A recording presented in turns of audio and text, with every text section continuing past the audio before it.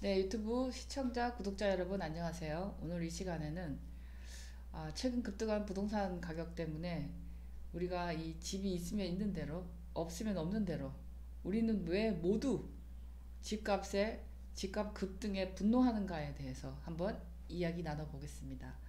먼저 시간을 조금 더 거슬러 가서 일주일, 10일 전 얘기부터 하자면 서울시장께서 용산, 여의도 개발 계획과 강북 우선 개발 계획을 발표하셨어요.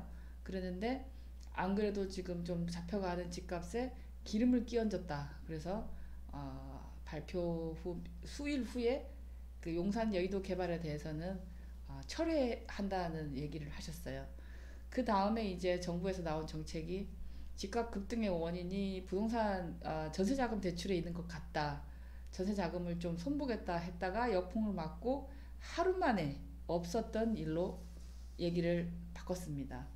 자고 나면 나오는 이 부동산 정책을 이제 우리가 따라잡아야 되는데 그 다음에 나온 게 이제 이 수도권 내에 신규 공공 택지를 주택 지구를 새로 공급하겠다. 524만 제곱미터의 그 후보지를 8군데, 안산은 2곳으로 해서 8군데, 안산, 과천, 광명, 의정부, 시흥, 의왕, 성남에서 발표를 했고 추석 전후에 구체적인 발표를 하겠다라고 얘기를 했어요. 그리고 또 한 가지 이제 10월 달부터 이제 DSR을 전면 도입해서 대출을 더 옥죄할 것이다라는 정책을 발표했습니다. 수많은 지금 규제와 정책이 1년 동안에 많이 쏟아지고 있어요. 도대체 어떤 정책은 끝까지 갈 건가? 왜냐하면 그 전례가 있었기 때문에 뭐 며칠 만에 역풍 맞고 그만둔 정책이 지금 2개가 있었고 이제 임대사업자에 대해서 혜택이 너무 과한 것 같으니까 이제 9월 말에 또 손 좀 보겠다라고 지금 발표하고 지금 구체적인 건 안 나왔어요. 그러면 지금 나온 것들 빼고 앞으로 진행할 것 이제 수도권의 신규 공공 택지 그다음에 임대사업자에 대한 어떤 혜택의 축소 그다음에 DSR 전면 도입에 대한 대출을 좀 더 옥죄할 것 이것들은 이제 가지고 앞으로 우리가 어떻게 해야 될지에 대해서 저희가 오늘 한번 얘기를 나눠보겠습니다. 먼저 우리는 왜 집이 있으면 있는 대로 없으면 없는 대로 이 집값 급등에 분노하는가에 대해서 한번 얘기를 해볼까요? 예. 지금 저희가 우리나라가 두 가지의 신분 상승의 기회가 있어요. 하나는 젊은 청년들은 20대에서 대학을 가면서 한번 신분을 상승할 수 있는 기회를 한번 가지고. 이른바 SKY 스카이 인서울 그렇죠. 대학을 갔을 때 그렇죠. 네. 들어가기만 해도 가문의 영광이죠. 네. 예. 그리고 두 번째는 우리 이제 학교를 졸업하고 이제 취직할 때 사회생활을 하기 시작하고 결혼하고 난 다음부터는 저희가 부가 이 신분의 좀 척도가 되지 않습니까? 그렇죠. 그리고 그가 눈에 바로 보이죠. 좋은 옷을 입었다. 좋은 차를 탔다. 좋은 집에 산다. 벌써 보이잖아요. 머릿속에 뭐 많이 들은 거는 사실 바로 안 보이는데 집은 바로 보이죠. 그렇죠. 그러니까 남한테 보여주는 계급이라는 게 가장 큰 거는 주택이에요.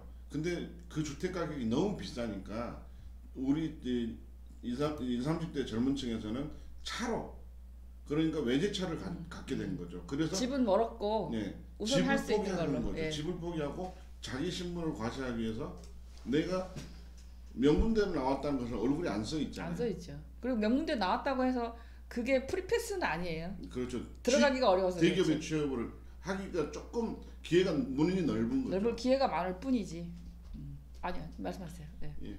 그래서 그거를 젊은 층에서는 보여주는 나의 신분을 내가 신분이 높다는 것을 보여주는 거는 젊은 층은 20, 30대는 자동차 그리고 30대에서 40대, 50대, 60대 이 사람들은 주택이에요. 근데 그 주택이 가치가 굉장히 그러니까 주택은 자기가 쓰고 있는 의식주 중에 가장 비싸요. 비싸죠. 네. 그래서 함부로 가질 수도 없고 그리고 부동산은 항상 지금이 제일 비쌌어요. 그런데 또 집은 그런 것도 있어요. 나를 보호해주고 어떤 안정감도 주죠. 그러면서 재산을 증식시킬 수도 있고 내 부를 남한테 그냥 아무 노력도 안 해도 그냥 그 집에서 문 열고 나오는 것만 갖고도 보여줄 수 있는 가장 강력한 수단이고 우리 신분의 인생을 통틀어서 가장 큰 돈을 들여서 사야 되는 것이기도 합니다. 네, 예. 그 집이 신분 사회적 계급을 보여주는 하나의 척도죠. 내가 강남에 사냐, 뭐 저 지방에 사느냐, 뭐 이런 걸로 그런 것 같지만 이게 지금 현재만 그런 게 아니고요. 사실은 어, 예전에 역사적으로도 조선시대 때도 그랬어요. 사실은. 그래서 이 무주택자는 이 따라잡을 수 없을 것 같다는 출발도 하기 전부터 절망하고 집을 있는 사람은 이제 서울에 왜 집을 못 샀을까? 뭐 내지는 뭐 이런 것들 내지는 아니면 한 채 있는 사람은 이제 다주택자들한테 또 상대적인 박탈감이 있어요. 왜냐하면 집이 한 채밖에 없는 사람은 올라도 통장에 돈이 들어오는 게 아니고 그 집을 비워야 그 돈이 내 돈이 된단 말이에요. 그런데 만약에 그 돈을 내 돈으로 삼으려면 집을 팔고 전월세로 가거나 그보다 못한 지역으로 가면서 현금화를 시켜야 되지 한 채밖에 없는 사람은 올라도 그 돈 팔고 다시 살려면 살 집도 올라 있다. 그래서 있으면 있는 대로 왜냐면 선택의 기로에 섰을 때 살 수 있는데도 안 산 사람 지금 사자 그러는데 좀 더 두고 보자고 했는데 이제는 쳐다도 볼 수 없는 금액으로 너무 단기간에 올라버린 거에 대한 어떤 놓친 타이밍에 대한 어떤 분노 살 수도 있었는데 그런 것들도 있을 거라고 생각해요. 예, 과거에도 어떤 일이 있었냐면 정부 관료가 되면 녹봉을 전국품 녹봉 우리 7급 9급 공무원이죠. 네. 9급 공무원이 집을 살려면 조선시대 때는 50년 분할 상환? 아니 50년 돈을 모아야 집을 한 채를 살 아, 수 있었어요. 그때도 근데 그때도 신도시 개발을 했어요. 했겠죠. 어디를 했냐면 지금의 남산 있죠. 네. 남산 밑에를 해서 남산에다가 그 나무를 깎고 터를 조성해서 남산 1호터널 있죠. 1호터널 있는 데를 신도시를 개발했어요. 조선시대 때도. 근데 그때는 구급 공무원이 이 봉급을 2년치 봉급을 가지고면 그 동네를 집을 살 수 있었어요. 신도시 개발한 데는 예, 그래서 자 그러니까 인사동 쪽이 가장 비쌌어요. 집값이. 그리고 남산이 가장 싸요. 그래서 남산이 빈민촌이고 인사동이 부촌이에요. 지금의 강남이 인사동이에요. 네, 그래서 지금 앞으로 이 추석 때 전후로 발표될 이 지역들에 대해서 우리가 이제 낙찰을 받으려는 사람과 받아놓은 사람들한테 이제 어떤 정보를 드릴 수 있냐에 대해서 한번 얘기를 해보겠어요. 지역은 이미 발표됐어요. 이제 그 중에 어떻게 하겠다는 구체적인 계획은 아직 안 나왔지만 자 그거에 대해서 한번 이 발표된 지역들 신도시 지금 예비 발표된 거죠? 네, 예비 발표예요. 후보지가 발표됐는데 후보지예요. 네. 저희 부동산 경매를 하시는 분들은 우리는 이 정부에 그러니까 일반 매매를 하는 사람들은 우리보다 한 달 두 달 늦어요. 늦죠. 네. 근데 우리는 우리 일타예요. 당장 내일 법원에 가면 되거든요. 네. 그래서 법원에 가면 봐놨던 물건들 들어가면 네, 돼요. 들어가면 만약에 돼요. 내키신다면 우리는 네. 우리는 그만큼 빨리 액션을 항상 취할 수 준비하고 있어요. 출발선에 서 있는 예. 사람들이기 때문에 그런데 네. 지금 이게 이제 9월 말에 발표를 한다 그랬잖아요. 그 발표가 날 때까지는 우리는 후광 효과를 미리 조사를 하면 되는 거예요. 후광 지역이 어디냐. 만약에 여기 들어온다면 여기 있는 집들이 과연 기존 주택들이 좋아질 건가 안 좋아질 건가. 제가 간단히 네. 말해서 지금 후보 지역에 보면 거기에 집이 아무것도 없고 건물이 아무것도 없고 텅 비어 있다면 뭐 후광 효과가 별로 없겠죠. 그렇지만 지금도 거기에 기존 도시가 주택들이 있단 말이에요. 기존 주택들이 존재하고 있기 때문에 이 주택이 얼마만큼 철거될 거냐도 저희가 후광 효과를 노리는 호강 효과를 우리가 변수 중에 하나예요. 그러면 지금 발표로 대충 지금 나는 지역들을 저희가 다시 위성으로 다 검사를 할 거예요.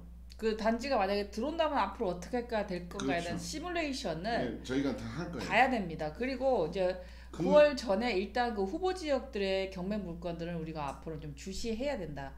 응찰자 수가 늘어났나, 낙찰가가 올라갔나, 어떤지를 우리가 이 데이터를 보면 다 알 수 있으니까. 만약에 이게 경매가 아니고 일반 물건이라면, 자, 지금부터 8군데 지역 동네 부동산 돌아야 됩니다. 그죠? 국토부 실거래가 확인해야 돼요. 가가호 발품을 팔아야 되는데, 경매 정보를 볼 수 있고 경매를 하는 사람들은 그렇게 할 필요가 없죠.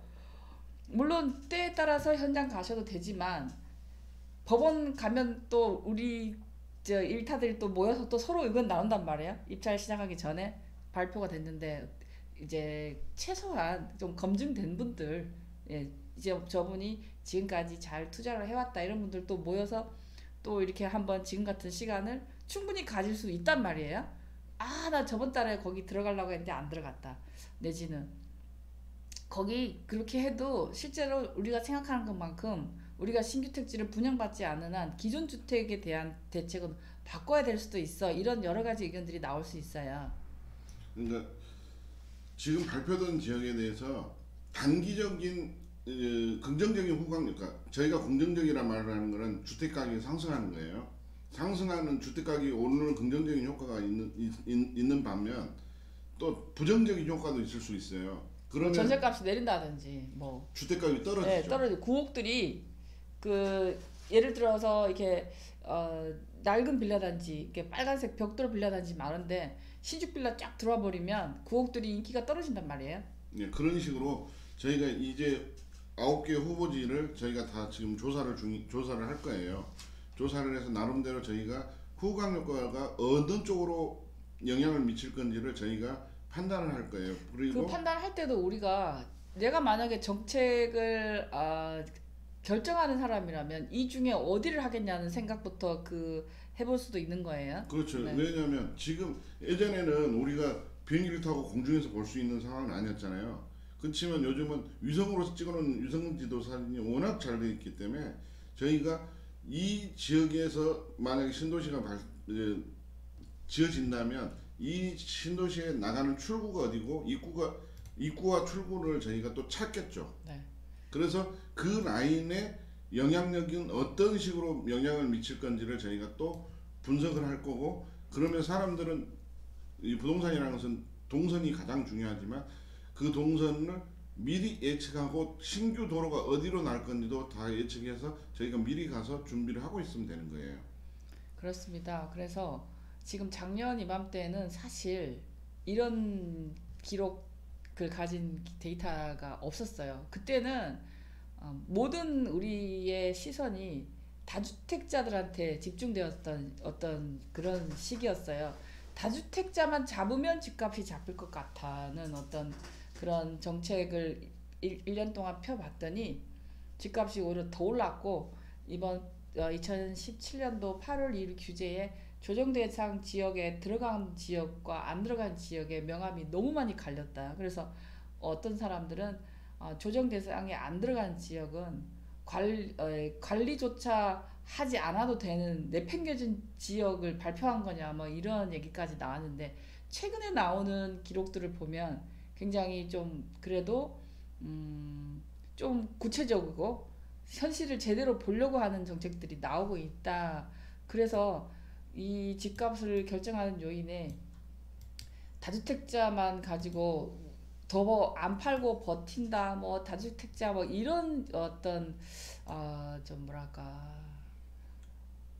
하지, 좀 정부가 너무 공격적인 뭐라고 단어를 하지, 쓰는 몰아간다고 할까, 이런 어떤 다주택자와 다주택자가 아닌 사람, 서민 아니면 부자, 이런 이분법적인 이런 어떤 그런 어떤 정책에서 좀 탈피해서 이 상황을 제대로 보고, 또 한 가지 서울에 지금 뭐 그린벨트 푼다고 하지만 관악산 일원동 일대 이미 서울은 비오톱 1등급에 묶여있는 지역도 많고, 지금 여기서 사람들이 서울에 아파트 더 지어내라고 한다고 앞으로 미래의 지속 가능한 발전 이런 것들을 너무 단기적으로 봐서 그 정책을 발표한다면 또 우리가 예상치 못한 어떤 결과에 맞닥뜨려질 수도 있지 않나. 근데 저희가 지금 제가 네, 말씀하세요. 저희가 노무현 전 대통령 때 학습 효과가 있듯이 이 지금 부동산 정책에 쓰고 있는 학습 효과는 우리나라가 조선시대 500년 역사 동안 했어요. 그래서 되풀이 했었다. 계속 네. 그때 그 당시에는 대통령 그러니까 왕명으로 일가구 1주택만 해라 무조건 1주택을 한 사람이 집 2개 가지고 있는 거는 불법이에요. 그러니까 있는 사람들이 얼마나 머리가 좋겠습니까? 자기 집에 노비들이 많잖아요. 노비를 해방시켜 주는 거예요. 그래서 노비를 중인으로 만들어요. 중인으로 만들어서 그 사람 명의로 집을 살 수 있게. 보유를 하고 있는 노비는 거예요. 집을 못 사니까. 예. 네. 그러니까 보유를 하는 거예요. 보유를 해가지고 시세 차익이 오르면 팔아먹었어요. 그러니까 남산동에 있는 필동 지금 필동이죠. 필동 밑에 을지로 남산을 개발하니까 그 남산이 인사동으로 나오려면 어디를 통해야 되죠? 을지를 통해야죠. 그 동선의 집값이 오르는 거예요. 그러니까 거기다가 노비를 해방시켜서 중인으로 만들어서 중인의 명의로 그 노비의 명의로 집주인이 노비 주인이죠. 양반이 그 사람 명의로 집을 사놓고 집 가격이 오르면 파는 거예요. 근데 그 시세 차익이 노비 한 사람 해방시켜 주는 것보다 훨씬 커요. 높았다더라. 예. 그래서 절대 손해가 아닌 것 같아요. 자, 그래서 지금 이 지나간 정책들은 이제 우리가 다 이제 뭐 아는 것들이니까 이제 앞으로 일어날 그 수도권에 대한 어떤 신규 택지 공급에 대한 구체적인 그 어떤 그 계획이 나오기 전에 우리 이 경매하시는 분들은 이 거론되는 후보 지역의 앞으로의 낙찰가를 잘 유심히 보시고 후광 효과에 대한 어떤 분석도 잘 해보시기를 바랍니다. 이런 어떤 카더라 통신만 듣고 야 거기 뜬대 이러면서 묻지도 따지지도 않고 가서 뭐 계약금부터 거는 이런 아마추어적인 투자는 하지 마시기를 말씀드려요. 지금 여의도 용산에 뭐 계약금 거론한 사람들 어쩔 뭐 이런 얘기 나오는데 뭐 뉴스 듣고 막 달려가가지고 뭐 그 자리에서 6천만 원 얻는데 그래도 이렇게 하는 건 사실 투자는 아니에요. 사실은. 그래서 오늘 이 시간에는 저희가 가장 최근에 그 뜨거웠던 얘기들을 좀 간략하게 짧은 시간에만 풀어드렸어요. 예. 그래서 저희가 이제 이번에 발표된 9개 지역에 대한 8개 지역. 8개 지역에 예. 이 후보 지역에 대한 분석을 저희가 나름대로 해서 또 여러분들에게 시원하게 풀어드릴게요. 알려드릴 기회가 있다면 네, 또 시간을 내서 알려드리겠습니다. 지금까지 시청해주셔서 감사합니다.